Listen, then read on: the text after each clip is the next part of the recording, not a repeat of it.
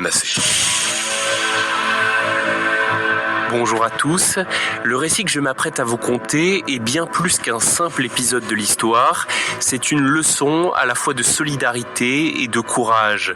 Pendant la Seconde Guerre mondiale, alors que des millions de personnes sont déportées dans les camps de la mort, certains hommes et certaines femmes ont risqué leur vie pour en sauver d'autres.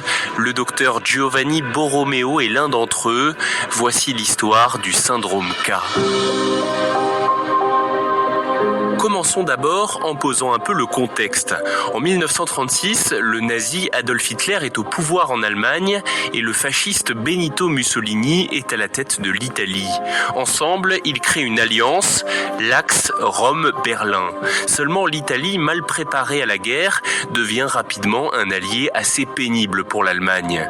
En octobre 1940, Mussolini décide d'envahir la Grèce, mais les troupes italiennes se retrouvent en difficulté, obligeant Hitler à intervenir pour lui porter secours en urgence.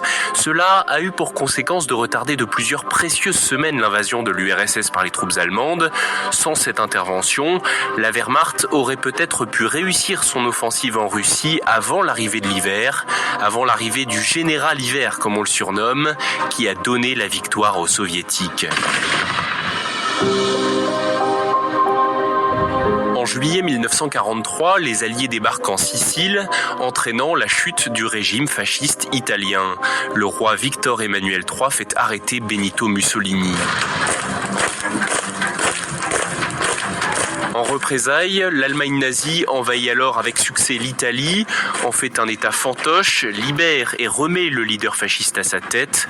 Les Allemands occupent alors le pays.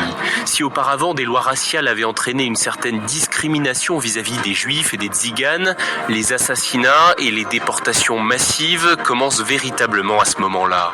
Parmi les personnes recherchées, traquées, il y a tous ceux que les nazis considèrent comme inférieurs ou dangereux, dont les Juifs et les Tziganes, mais aussi les handicapés, les communistes, les antifascistes ou encore les Polonais.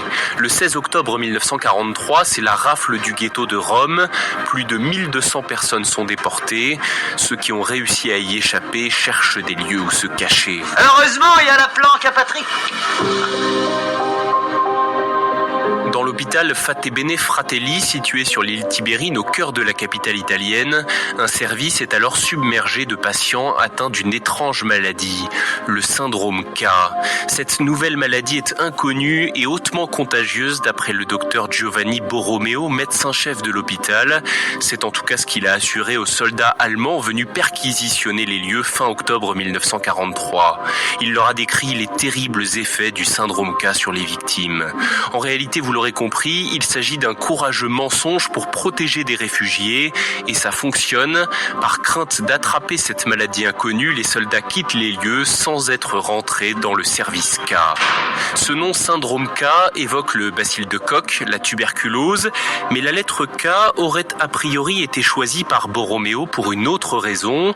C'est une référence à Kappler, Herbert Kappler, le chef de la police nazie à Rome. Une référence osée, c'est le moins qu'on puisse dire.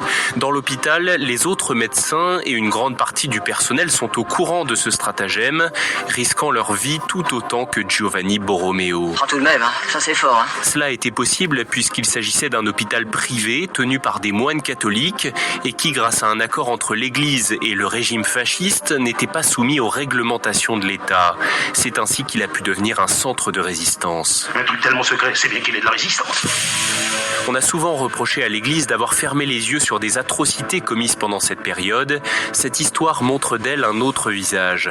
Depuis 2018 et l'ouverture de millions d'archives du Vatican, on sait que le petit État neutre situé dans la capitale italienne a aussi accueilli, en toute discrétion pour ne pas risquer de perdre sa neutralité, des milliers de réfugiés dans le palais papal de Castel Gandolfo. Autour de l'île Tibérine, l'expression syndrome K devient un nom de code pour désigner toutes les personnes cachées dans l'hôpital Fatebenè Fratelli.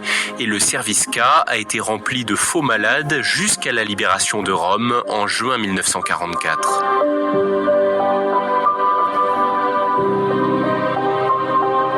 grâce à de nombreux témoins, on sait que cette histoire est vraie, même si les récits que vous pourrez lire à propos du syndrome K ne rapportent pas tous les faits de la même manière. Une chose est certaine, cette épidémie imaginaire et le courage du médecin qui l'a inventée ont sauvé de très nombreuses vies. Giovanni Borromeo, lui, est mort en 1961.